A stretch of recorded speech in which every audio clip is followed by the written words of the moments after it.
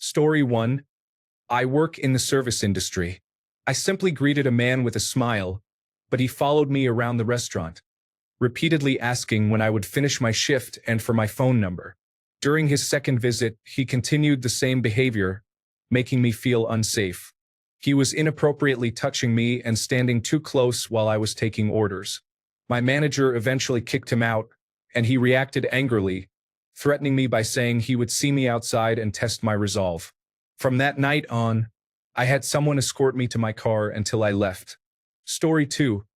I was returning home from a friend's house. While waiting for the subway train, a man sat next to me and started a conversation. I was polite until he solicited sex from me. I was very offended and told him to leave me alone. I got on the train, and he followed me for 2 stops until I realized I was going in the wrong direction.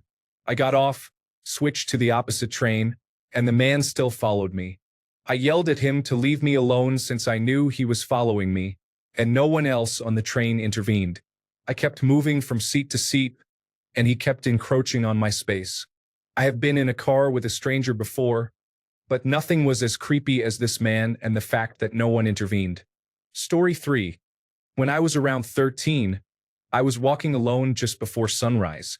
A car pulled up slowly next to me, and I honestly thought they were just lost or wanted to ask for directions. I was pretty innocent. They rolled up right beside me and said, "Hey boy!"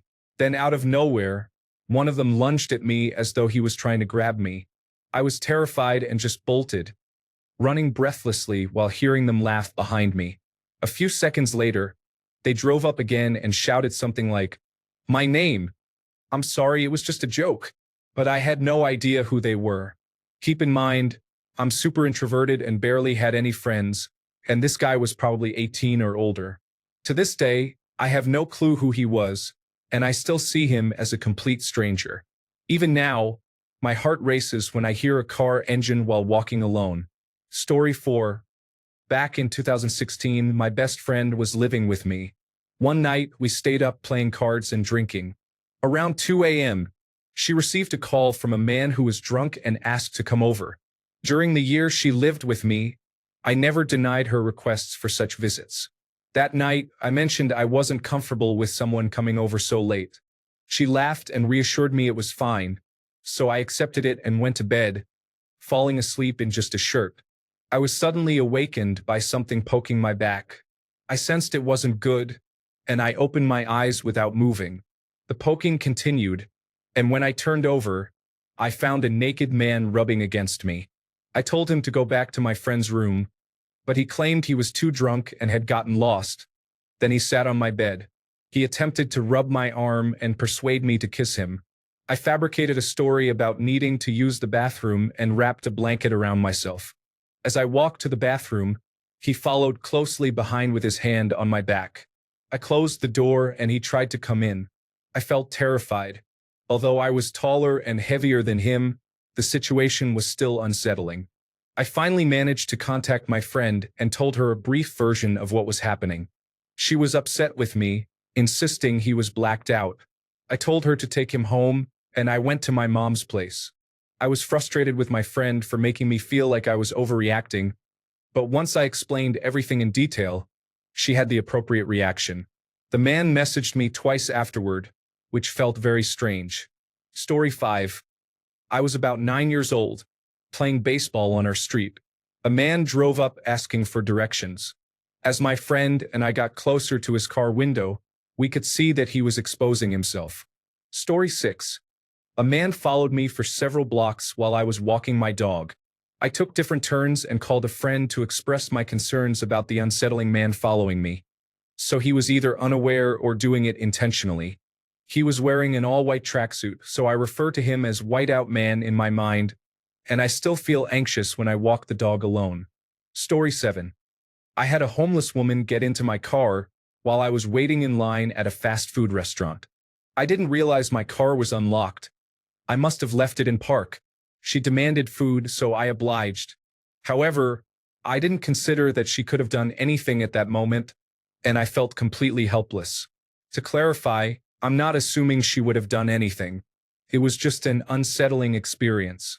Story 8. I had long hair at the time and sat in front of a man on the tram. He then leaned forward and took a deep whiff of my hair. Story 9. I am an androgynous woman. While working at a grocery store, an elderly man who was very intoxicated asked me if I had a vagina. He then stated that I was probably an angel or an alien and that the world was going to end soon. For weeks after that, he followed me around the store while I worked.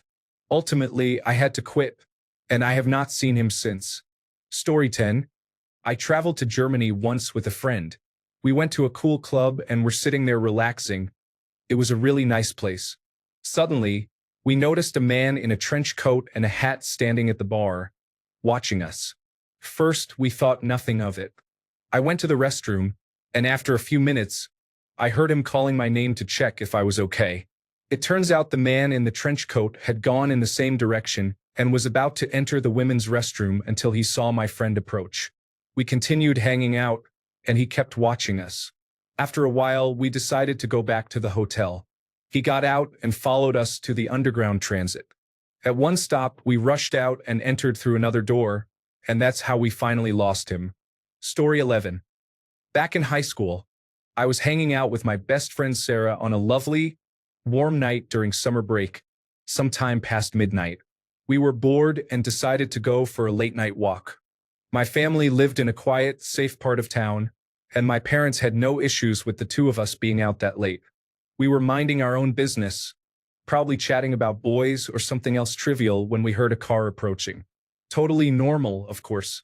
We were on a street and cars use streets. We thought nothing of it until the car passed us, pulled over a couple of houses ahead, and a tall, wild-eyed man leaped out of the car and started sprinting directly toward us. Okay, elite. I'm not now, nor have I ever been, a teenage girl. I was the man. I was close to home at the very end of a long road trip, and I really had to use the restroom.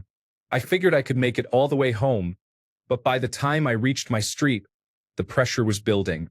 In an attempt to be as efficient as possible, I decided to pull just past the walkway to my front door to minimize the distance I had to travel. This meant that for a brief moment before I turned up the walkway, I was running directly toward them. I was so focused on making it to the restroom that I didn't consider how it would look to those two girls going for a midnight stroll. Fortunately, their fear was short-lived, and after screaming in terror, they had some choice words for me as they continued on their way. Story 12. I was about 8 years old when I visited Washington, D.C. with my family. We were exploring the National Geographic Museum and decided to split up to check it out independently. A man approached me and started aggressively questioning me in French. I told him I didn't speak the language, but he kept pressing me regardless. I ended up walking away to another part of the museum. However, he continued to follow me and tried to question me in French. Eventually, I went to the front desk to report him, but by the time someone spoke to me, he was nowhere to be found. Story 13. I took a taxi home from the airport, and once we returned to my apartment, as I reached for the door handle, he locked me in. He then started crying, saying I was so nice to talk to, even though I hadn't said a word during the entire drive as he talked about himself endlessly. My blood ran cold. I've had a few terrifying encounters with men before, but I had never felt so close to death as I did then. I started repeating, in a soothing voice, "You have to let me go now, sir." The craziest part is that when I got inside, my husband greeted me and immediately burst into tears because he had a medical scare earlier that day. We sat there as I held him, but I was still in a dissociated state, floating above the two of us, watching. Story 14. When I was 15, I was taken to a mental hospital as a juvenile. When I arrived, they needed to run specific tests on me, but the juvenile clinic was not open. I was referred to the adult side, and during the walk, an adult man continuously asked me personal questions. Each time I saw him, he tried to engage me, even if it was through a window. He would not stop, despite the staff's efforts to get him to. The creepiest part is that he was generally an attractive man, which makes me concerned about how many others he managed to engage before being admitted. Story 15. I used to be in an alternative country rock band that played 6 to 8 shows a month, and about once a year we would head out to play 15 to 30 stop regional tours. I can't tell you how many times women have put their hands on me. They touched my chest, butt, and groin, and a few even tried sticking their hands down the front of my pants. The casual, almost humorous way it happened was surprising. I've had a couple of guys proposition me, and several typical flirtatious types, but no guy ever put his hands on me like the women did. My wife was incredulous about how bold some of the women were. Alcohol is not for everyone. Story 16. I went to university a few hours from home and spent every second weekend or so traveling a few hours by bus to see my then boyfriend. One morning, I boarded the bus and happily sat down with my book. It was mostly students and young people, but there was one older man, maybe in his 50s, who kept changing seats periodically. It was fairly quiet, so it wasn't like he was trying to get a free seat. He moved next to me just as we reached a busy stop, and then the bus was at full capacity. Fine by me. I was just minding my own business. After a while, he started asking what I was reading. It was a generic novel, a bit of a murder mystery or police thriller. I told him, and he launched into a rant about how young women like me are terrible people and that we will never be good enough for men. He started mocking me for reading trash and questioned whether I used my brain. When I mentioned I was attending university, he laughed at my course, claiming women have no place in a man's world. Keep in mind I was 18 at the time, from a small town and used to people striking up conversations, so I just sat and listened to him. He became increasingly venomous, insisting that I represented what was wrong with women these days and that someone should do something about it.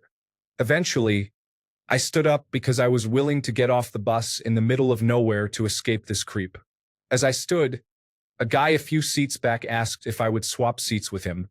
The man next to me criticized how ridiculous it was that I wouldn't just have a chat with him. The guy sat beside the older man while I moved, but the creepy guy just sat there and stared over his shoulder.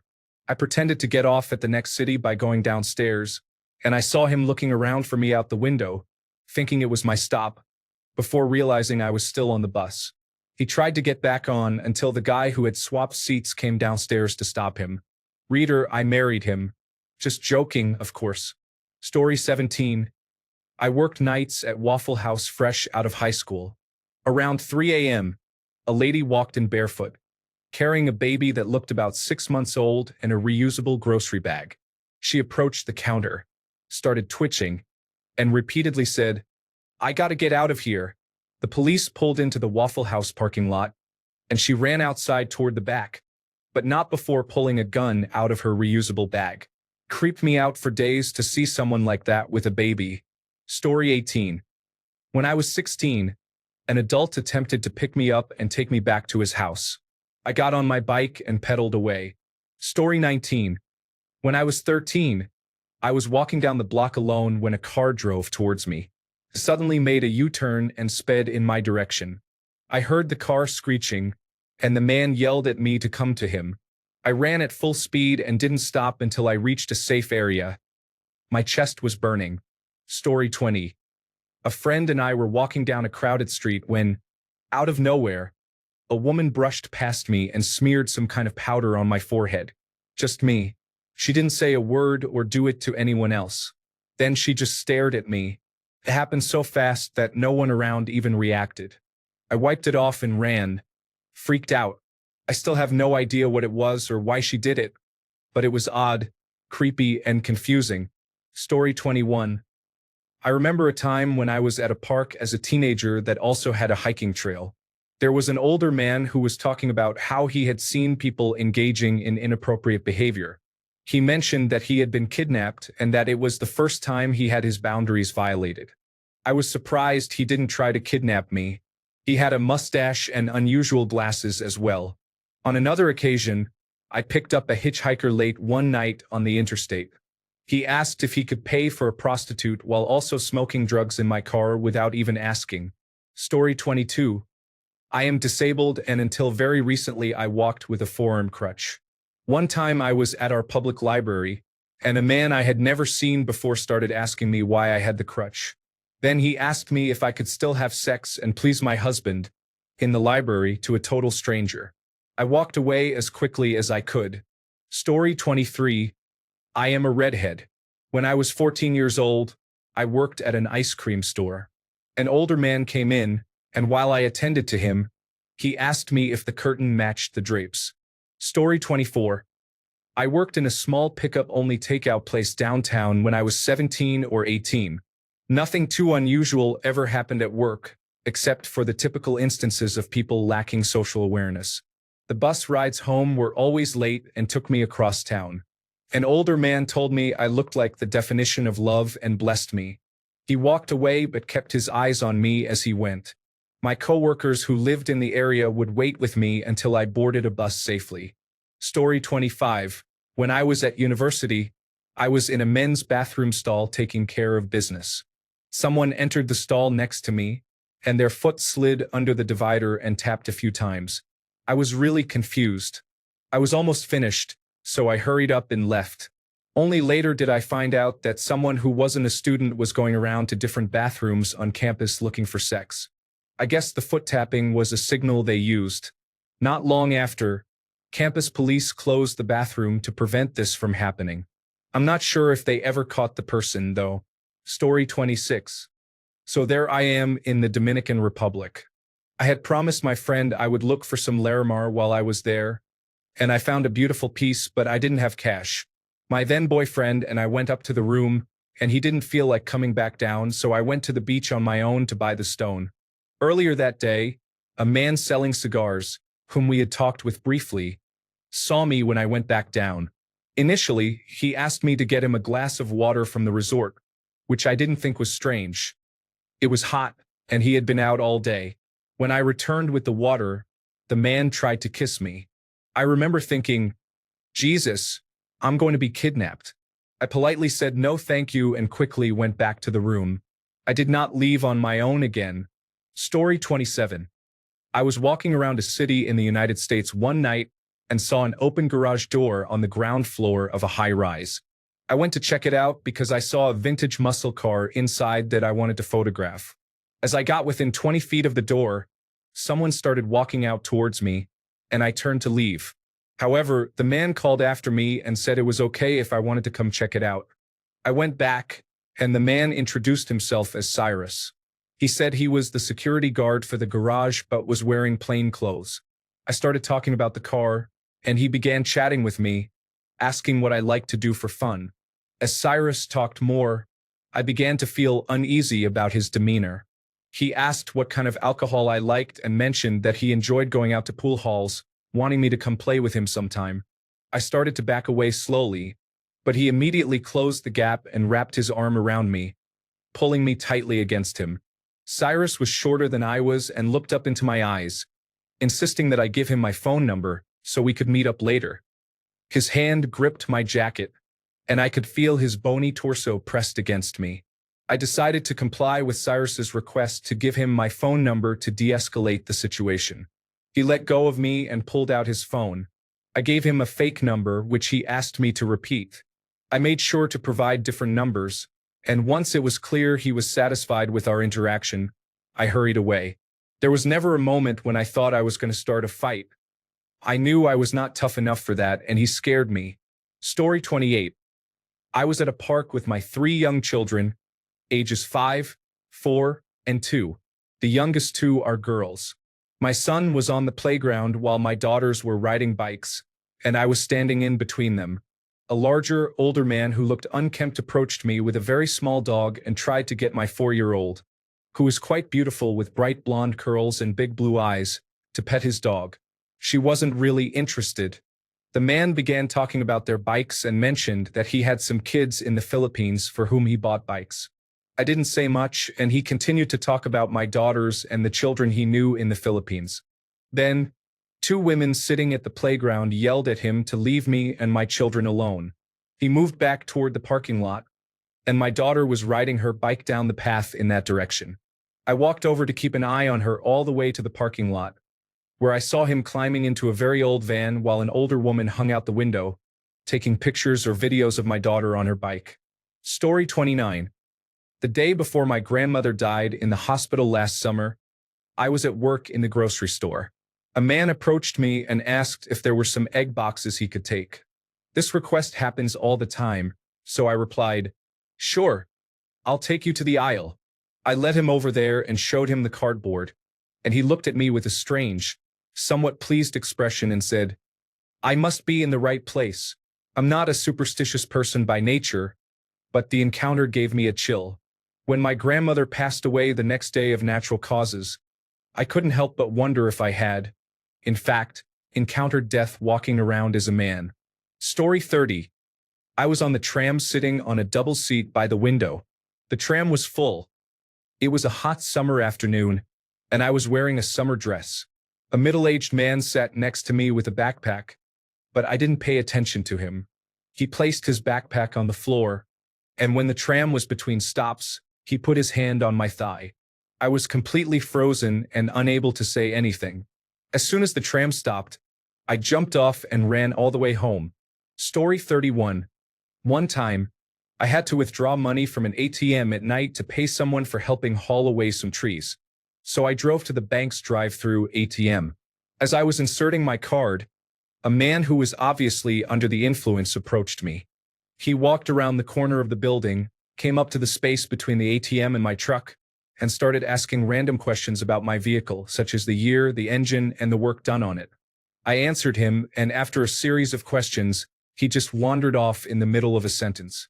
I definitely waited a while for him to leave before actually taking out the money. He seemed nice enough, but something felt off. Story 32. This happened during my freshman year of college. I was 19 at the time, but I looked a lot younger, very thin, around 168 centimeters, easily young enough to pass for a 14-year-old boy.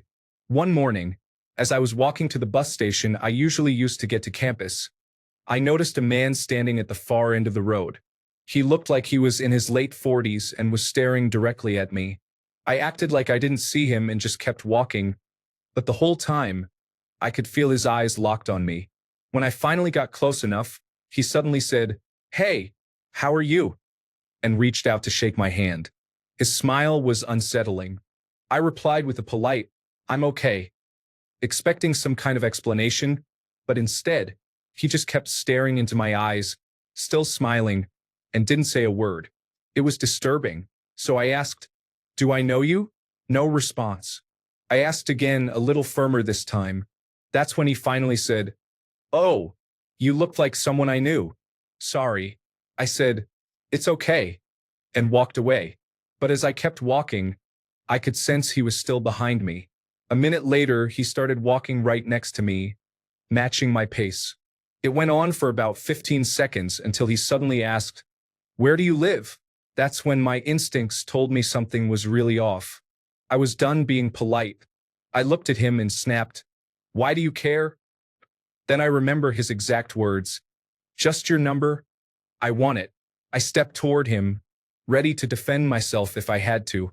My whole energy shifted, and that must have scared him, because he let out this awkward, nervous laugh and quickly walked away without looking back. And here's the thing, keep in mind I looked very young at the time. I'm certain he thought I was just some 14-year-old kid he could prey on, which means, yes, this man was a predator, a full-on creep. And to this day, I still wonder how many actual minors he's approached and how many didn't get the chance to stand up to him like I did. Story 33. My best friend and I were 19 or maybe 21 years old, and we used to get drunk and hang out at our local strip of bars in town. We did this almost every weekend until we were able to get into the bars. I will never forget one time when we were sitting in our usual spot, which was kind of far from everyone and everything. We were just relaxing when a homeless man, who was about 15 feet away from us, approached. We thought nothing of it and continued our conversation. A couple of minutes passed and he asked us for money. We gave him some money, as I like helping out. Then, about 30 minutes later, another homeless man walked up to us and asked for money. The first homeless man yelled, "Hey, leave them alone. They're mine." My best friend and I looked at each other and immediately got up laughing. It was so creepy. Safe to say we stopped hanging out at that spot after that. Story 34. A man followed me through an alley and attacked me from behind just before I reached the bus stop with other people. I lost my contact lens in the struggle, but fortunately, there was no damage. He walked away with long strides and gave me an unpleasant look. Story 35. 21 years old. Male, 8 years ago. I took 3 buses to work and 3 buses back home. Since I worked in an industrial area, my last stop to work was a 15-minute walk. One day, I'm headed to my stop after work when a grungy-looking pickup truck pulls up roadside, packed to the brim with miscellaneous items tied down in the bed and on top. The driver looked unpleasant as well. He starts driving alongside me and says, "Where are you headed?" I tell him. He responds, "Ride with me. I'll get you there." I decline. He insists, "It's not far on wheels." Again, I decline, sliding my backpack down my arms and slinging it into one hand. I wasn't carrying anything important, so I gave myself the option of dropping the dead weight and running if needed or fighting, and I wasn't above a dirty fight. At the time, wearing a shirt and sweater, I may not have looked imposing, but I had been complimented on having a sleeper build. Not giant, but enough. The exchange lasts a bit longer seconds and then ends. I don't remember how it concluded, but it was either an honest offer, a potential murder, or a murder rape. I don't know. I don't care. All I know is that I was ready. Story 36. I went to Home Depot for some plumbing supplies, and there was a couple with a very young boy, maybe 2 years old, standing behind me. They were making comments about how much fun it would be to have a third person in the bedroom. I couldn't focus on what I was looking for because I couldn't unhear what they were saying, so I left the store feeling freaked out. It was very strange indeed. Do plumbing departments in stores have some strange social atmosphere? Story 37. I encountered a man outside my home one night who appeared to be under the influence of drugs and struggling with mental health issues. He was screaming loudly. His name is Lewis, and he now occasionally does odd jobs around the house and in the neighborhood. Everyone loves him now since he felt embarrassed that night and decided to make a change. Story 38. I was hiking in the sand dunes, and as I approached the parking lot, a creepy old man was standing by his van holding a large snake. I tried not to look in his direction, but he yelled loudly to watch out for the snakes, then laughed creepily, got in his van, and drove away. It was very unsettling. My car was also the only other car in the lot at that point, so I knew he must have been waiting for me. Story 39. Once at a club in my 20s, I was waiting for my friend at the ladies' restroom. A male stranger picked me up, threw me over his shoulder, and ran across the room to a far corner. Then he put me down and tried to kiss me. I said, "No, stop it," and he stumbled away down a nearby staircase. Story 40. After a party, a friend of a friend offered to give me and my partner a ride home. She told him to drive us there safely. The guy then proceeded to drive the entire way 100 kilometers over the speed limit, while laughing about it. In the next few months, he would murder someone I know by shooting them in the head and dismembering them. Story 41. A random guy I kept seeing every time I walked home from school started following me. I thought I had lost him, but later I saw him waiting at the end of the street with his bike. I kept walking but kept my head down. He started talking to me about random things and catcalling me. This went on for about 15 minutes until I saw a group of girls my age and struck up a conversation as if I knew them. Story 42. I was at the mall, standing alone in a corner and scrolling on my phone when a guy approached me. I was only 20 years old at that time, and I'm not the type of person who likes being approached, especially by someone who looked much older than me. He tried to talk to me, but I felt I shouldn't engage, so I decided to leave. As I was leaving, I noticed he was following me, so I ran to a supermarket where there were a lot of people. Fortunately, he stopped following me, and then I called my mom. Story 43. I was driving home from grocery shopping when I parked my car and noticed a person standing beside it. There were many dog walkers around, so I initially thought the person was waiting for a dog. However, when they didn't move for a while, I got out of the car. Turned out to be a man without a dog. He started talking to me and asking questions, and I responded briefly. As I walked to my apartment, he asked if I lived alone, stating he lived just down the street. I said no and continued to my apartment. Felt very creepy. Story 44. I was driving home after work and was just a couple of minutes from my house. The car in front of me was moving very slowly, barely 20 miles per hour, while the speed limit was 45. Unsure of what was happening, I safely passed him. He clearly did not like that and, no joke, started chasing me.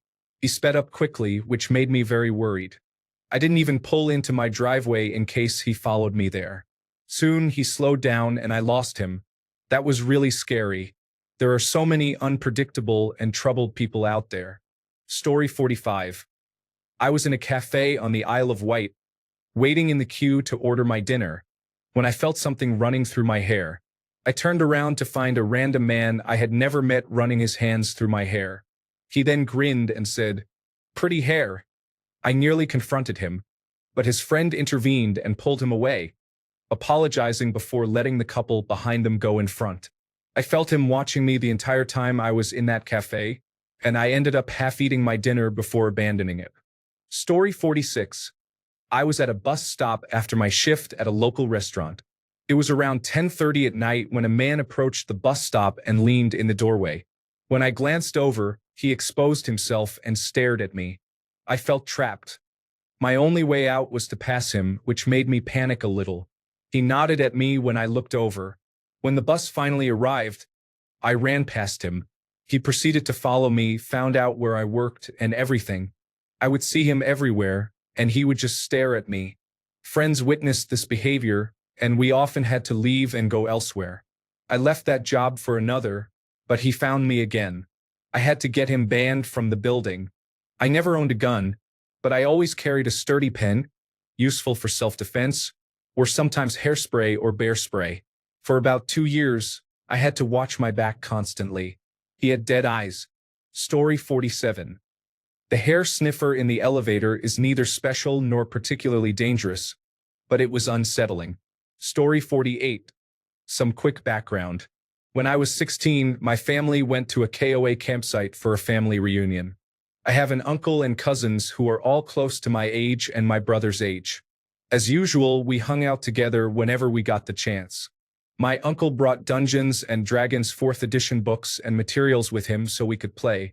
All of us are guys too. So there we were, making our characters at a picnic bench when suddenly he shows up. A man in his 50s. A creepy kind of hippie vegan with thinning hair and a salt and pepper beard. Approaches and says, "Oh, where are the chic ladies? So guys, where are the chicks?" In awkward confusion, we told him they were with the rest of our family. It's a big family. We talked about what we were doing while he wore a creepy smile. He eventually told us to have a good day and walked off. This happened almost 15 years ago, and my uncle, cousins, brother, and I still joke about it today. Story 49. I was on holiday with my sister in Phuket. We were on a road filled with clubs, pole dancers, and entertainers roaming the streets, resembling a red light district. I walked past an elderly man sitting at a table full of alcoholic drinks, surrounded by Thai women and ladyboys. As a young woman, the smile he gave me still creeps me out. He looked like he was on the brink of death. Story 50. I saw a supporter eating several nuggets and licking his fingers at a restaurant. He was facing me in a booth behind my girlfriend. His hat fit him well. Story 51. This was creepy, cringy, and almost criminal but funny just the same.